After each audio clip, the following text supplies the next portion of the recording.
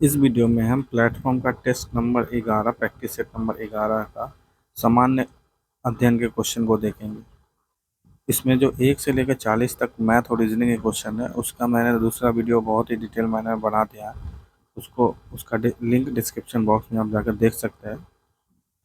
तो इस वीडियो में चलिए सामान्य ज्ञान के प्रश्नों को देखते हैं। शुरू करते हैं 41 नंबर क्वेश्चन से। 41 नंबर क्वेश्चन है, इनमें से कौन सा पदार्थ तंबाकू में मौजूद होता है? तो ये आपका होता है ना, निकोटीन होता है तंबाकू में। तो इसका आंसर सी हो जाएगा। 42वां क्वेश्चन, निम्नलिखित में से कौन सा आंख का एक विकार है? तो ये होता है निकट दृष्टि दोष। इसमें आपका क्या होता है, नज़दीक का निकट की वस्तु को आप स्पष्ट रूप से तो देख सकते हैं, दूर की वस्तु को नहीं देख पाते हैं। निकट दृष्टि दोष में क्या होता है, निकट की वस्तु को, जो निकट की वस्तु उसको ध्यान से देख सकते हैं और दूर की वस्तु को नहीं देख सकते हैं। इसका इसमें होता क्या है एक्चुअल में, आप देखिए, जो आपका आँख है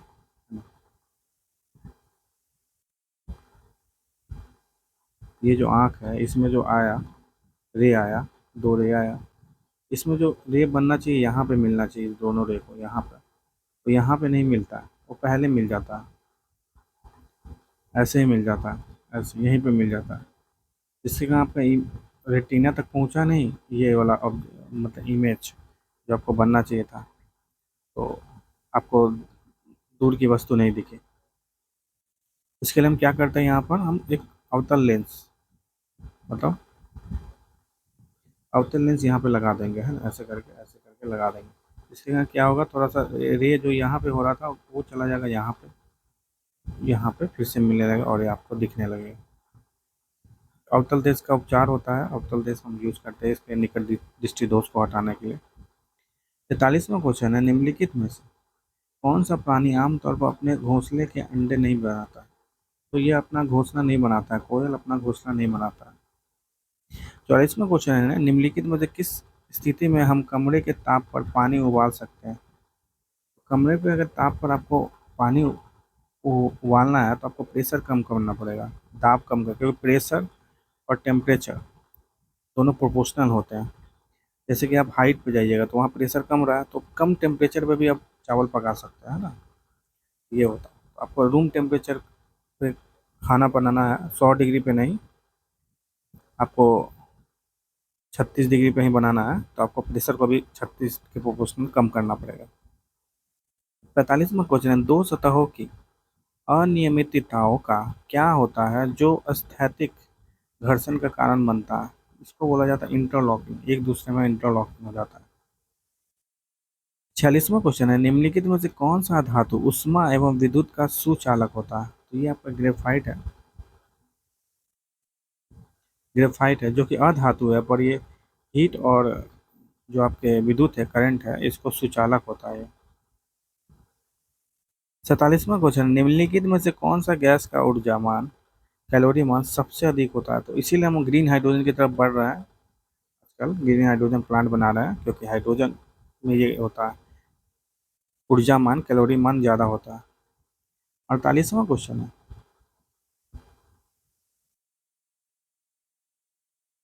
कुत्ते के काटने से कौन सी बीमारी होती है? पता ही, अगर ये रेबीज वायरस उसके अंदर में तो ये आपके अंदर भी हो जाएगा, आ जाएगा, और आप, तो ये रेबीज बीमारी होती है कुत्ते के काटने से एक इंसान को। 49वां क्वेश्चन है, आकाश नीला क्यों दिखाई देता है? क्योंकि जो प्रकाश पड़ता है आकाश पर जो सन का जो प्रकाश पड़ा आकाश पर, इसमें से स्कैटरिंग हो जाता है, बस नीला का हो जाता है स्कैटरिंग, जिसके कारण वो रंग आपको नीला दिखता है। इसका रीजन क्या है, सी है, श्वेत प्रकाश में नीले रंग की तरंग दैर्घ्य अपेक्षाकृत निम्न होती है, इसीलिए इसका स्कैटरिंग हो जाता है, ठीक ना।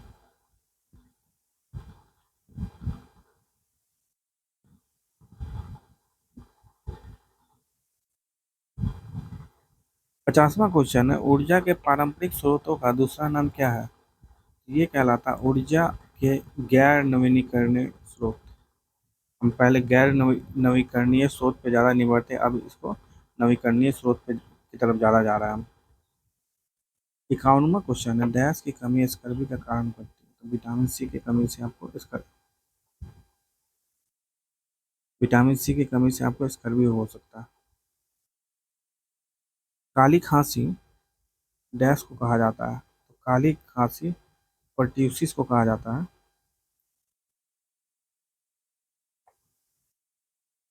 काली खांसी, इसका इंग्लिश नाम है वुफिंग कफ, बहुत खतरनाक ये होता है और बैक्टीरिया के द्वारा होता है। परट्यूसिस इसको कहा जाता है, परट्यूसिस। और एक बैक्टीरिया के द्वारा होता है जिसका नाम होता है बोर्डेला डे टेला परट्यूसिस। 53वां क्वेश्चन है, मशरूम एक क्या है? मशरूम एक कवक है। 54वां क्वेश्चन है, भोजन में डैश की उपस्थिति का परीक्षण करने के लिए आयोडीन का उपयोग किया जाता है। तो स्टार्च का अगर उपस्थिति है भोजन में तो हम आयोडीन से पता कर सकते हैं, क्योंकि आयोडीन क्या करता है, स्टार्च में मिल जाने के बाद अपना कलर ब्लू या ब्लैक में बदल देता है। 55वां क्वेश्चन है, जानवरों के उनके पर्यावरण के साथ संबंध के अध्ययन को क्या कहा जाता है? इसे कहा जाता है इकोलॉजी। इकोलॉजी।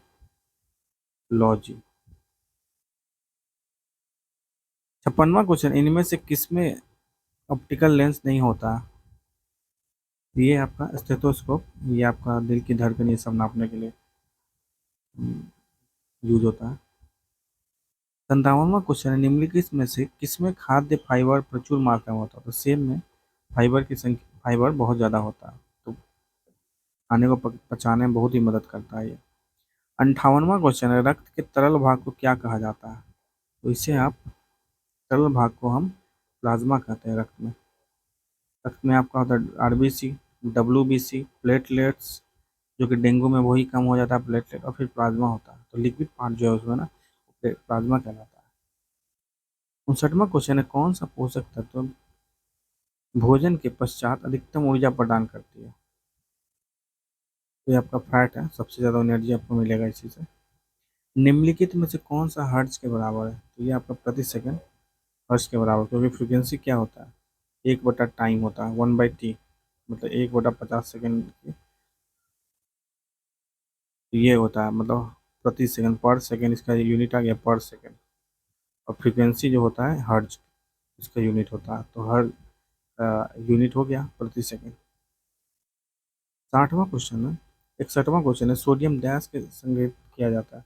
इसको हम केरोसिन में डालते हैं, मिट्टी के तेल में डाल रखते हैं, क्योंकि सोडियम को अगर हवा में डाल दीजिएगा तो पानी से रिएक्ट करके, पानी में मिल के, पानी के साथ रिएक्ट करके बहुत ही ज़्यादा एनर्जी दे देगा, जो कि बहुत ही खतरनाक बन सकता है। किसी बीमारी 62वां क्वेश्चन है, किसी बीमारी को रोकथाम साल्क वैक्सीन की मदद से की जाती है? तो ये आपका नाम है साल्क वैक्सीन, आपको पोलियो में यूज होता है।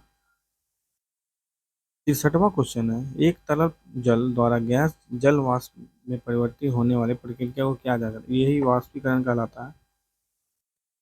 जो आपका जैसे पानी को बॉयल करते हैं तो कहाँ चला जाता है, वो हवा में चला जाता है, दिखता नहीं है, तो उसी को वाष्पीकरण किया जाता है, बॉयलिंग किया। 64वां क्वेश्चन है, पौधे के स्वस्थ विकास के लिए पोषक तत्व के रूप में मिट्टी में जो पदार्थ जोड़े जाते हैं उन्हें क्या कहा जाता है? उन्हें ही फर्टिलाइजर, उर्वरक कहा जाता है।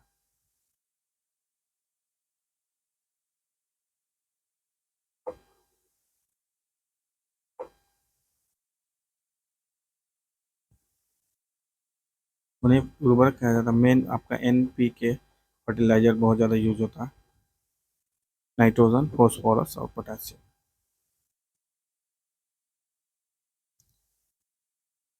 65वां क्वेश्चन है, पोषण को साधारण अकार्बनिक पदार्थों को ग्रहण कर कार्बनिक अणुओं के संश्लेषण के रूप में परिभाषित किया जाता है। तो ये है आपका स्वपोषी। 66वां क्वेश्चन, ट्राइग्लिसराइड्स एक प्रकार के डैश होते हैं? ये आपके फैट होते हैं, ग्लिसराइड्स, ट्राइग्लिसराइड। 67वां क्वेश्चन है, निम्नलिखित में से कौन सा ऊर्जा का एक पारंपरिक स्रोत है? तो बचपन से देखते आ रहे कोयला हम लोग पारंपरिक तौर पे यूज कर रहे हैं। 68वां क्वेश्चन है, पानी में क्लोरीन की गोलियां या डैश का मिलाकर क्लोरीकरण किया जाता है? ब्लीचिंग पाउडर का हम यूज़ करते हैं, क्लोरीन का गोलियां या ब्लीचिंग पाउडर का यूज किया जाता है।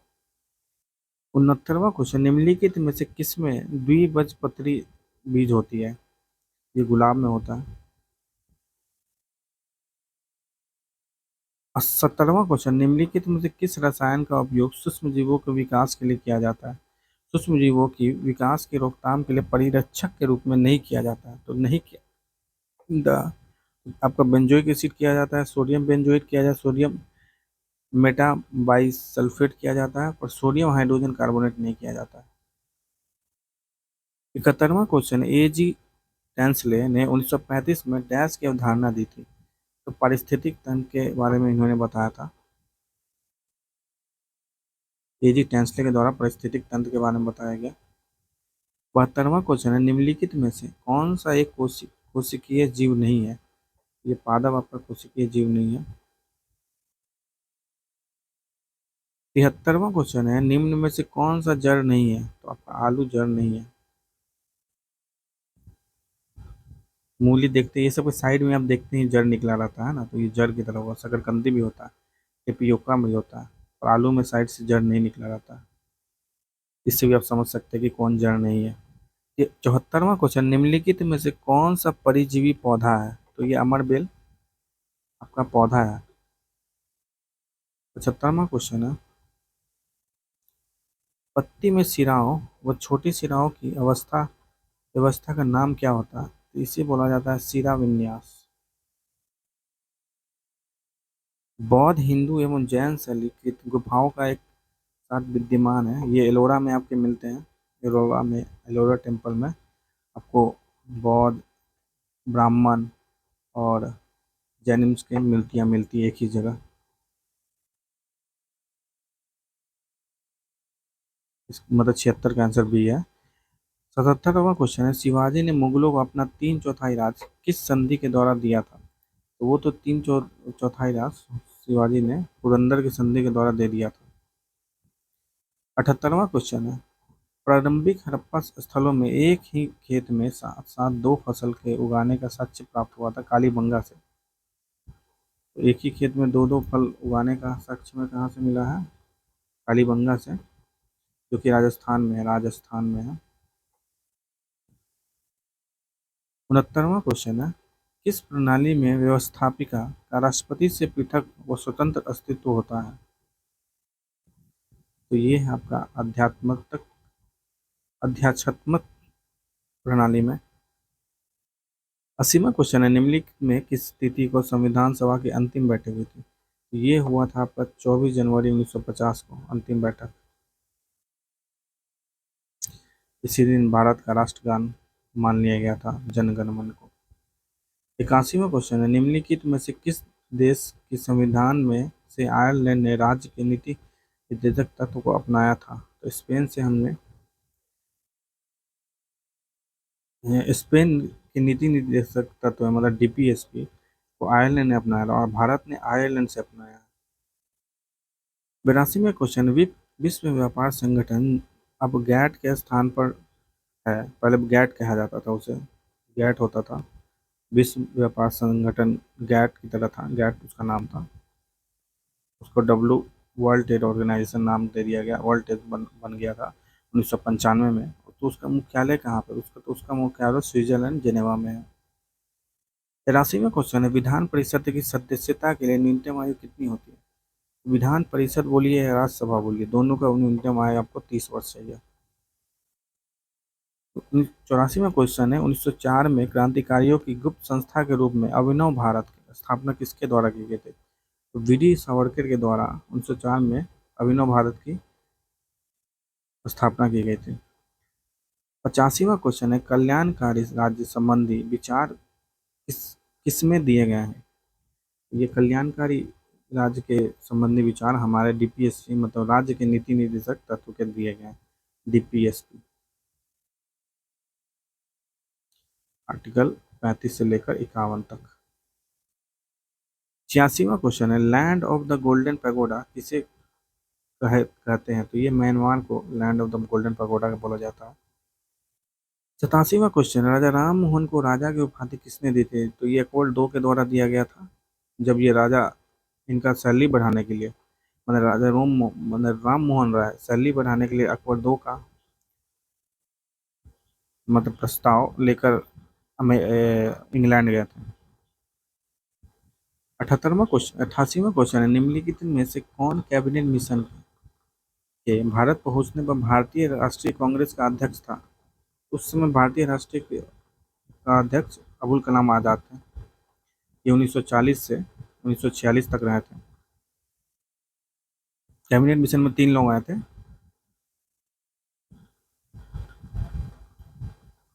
89वां क्वेश्चन है, पश्चिम बंगाल में रानीगंज क्षेत्र किसके लिए विख्यात है? तो ये आपका कोयला के लिए विख्यात है। भारत की पहली कोयला खान यहीं से निकाली गई थी, कोयला।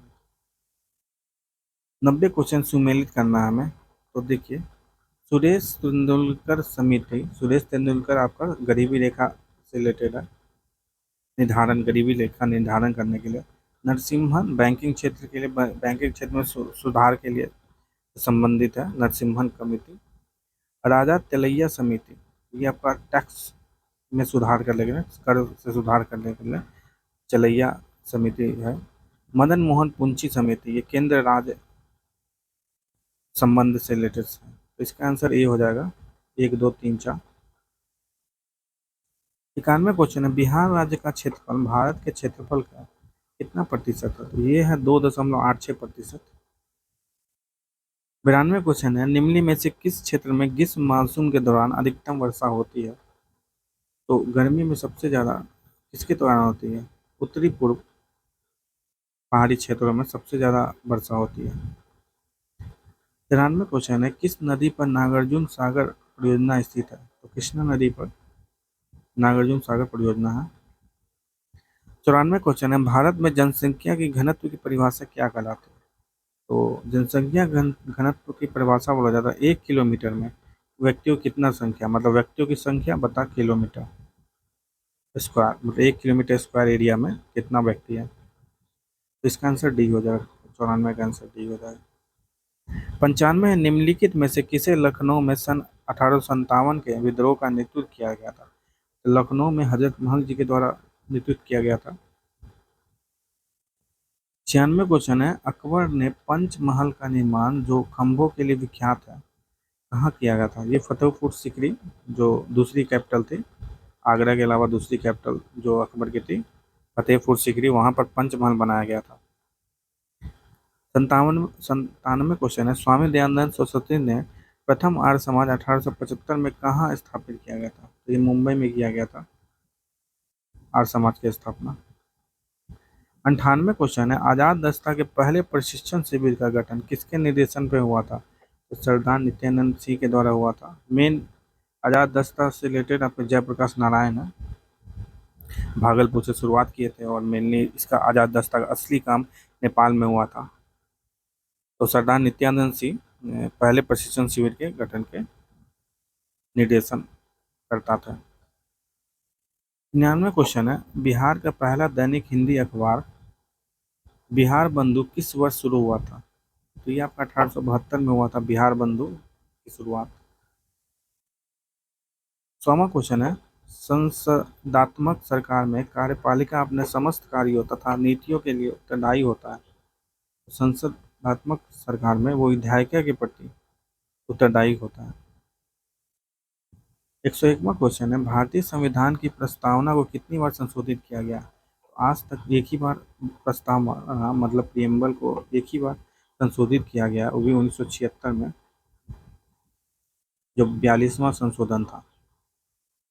उसमें हमने सॉवरेन डेमोक्रेटिक रिपब्लिक, तो हमारे प्रियम्बल प्रस्तावना में था सॉवरेन डेमोक्रेटिक रिपब्लिक। इसमें हमने और चीज़ जोड़ दिया था, सोशलिस्ट जोड़ दिया था, सोशलिस्ट सेकुलर, ये दो शब्द को जोड़ दिया था, सोशलिस्ट और सेकुलर, मतलब समाजवादी और धर्मनिरपेक्ष, ये जोड़ दिया था हमने 42वें संशोधन 42वें संविधान संशोधन में 1976। 102वां क्वेश्चन है, निम्नलिखित में से कौन सा अधिकार केवल राज्यसभा को प्राप्त है? राष्ट्रपति के विरुद्ध महाभियोग प्रारंभ करना नहीं, उपराष्ट्रपति की पदच्युत करना नहीं। हाँ, ऑल इंडिया सर्विस जो होता है, नई अखिल भारतीय सेवाओं को नियमित करने की संतुति करना, बिल्कुल राज्यसभा से आप करते हैं। कोई भी ऑल इंडिया सर्विस जो होता है, पहले आपको राज्यसभा में उसका पास करवाया जाएगा, उस बिल को लाया जाएगा। इसका आंसर सी हो जाएगा। 103वां क्वेश्चन है, प्रसिद्ध दिलवारा मंदिर कहाँ पे है? दिलवारा मंदिर आपका जैन धर्म से रिलेटेड है, बहुत फेमस, माउंट आबू पर है ये, और ये राजस्थान में है। 104वां क्वेश्चन, निम्न में से किस राज्य को हड़पने के लिए व्ययगत के सिद्धांत का पालन नहीं किया गया था? पंजाब को हड़पने के लिए, पंजाब को हड़पने के लिए व्ययगत के सिद्धांत का पालन नहीं किया गया था। 105वां क्वेश्चन है, भारतीय बजट प्रणाली का जनक किसे कहा जाता है? तो जेम्स विल्सन को भारतीय बजट प्रणाली का जनक कहा जाता है। 106वां क्वेश्चन है, कैलाश मानसरोवर की यात्रा करने जाने वाले तीर्थ यात्रियों को तिब्बत में प्रवेश के लिए किस दर्रे को पार करना पड़ता है?